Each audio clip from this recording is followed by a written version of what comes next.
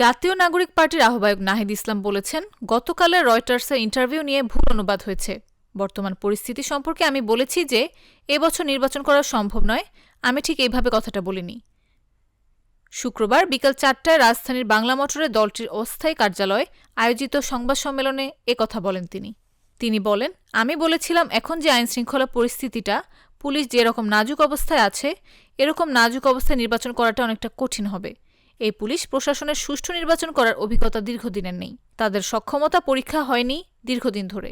সে জায়গায় আমরা বলেছি আমাদেরকে অবশ্যই নির্বাচনের আগে পুলিশিং যে ব্যবস্থা আছে, আইনশৃঙ্খলার যে পরিস্থিতি আছে, সেটা অবশ্যই উন্নত করতে হবে।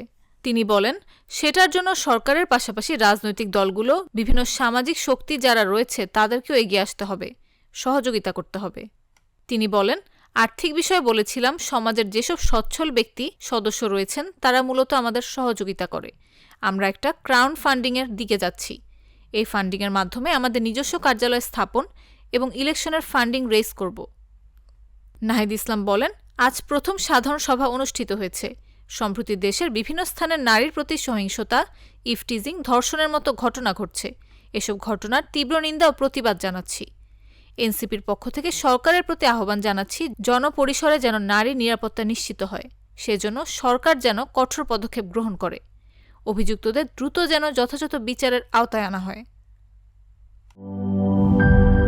লিলি হালাল বিউটি সোপ, বিএসটিআই কর্তৃক সনদপ্রাপ্ত দেশের প্রথম হালাল বিউটি সোপ, দীপ্তিময় উজ্জ্বল ত্বকের জন্য।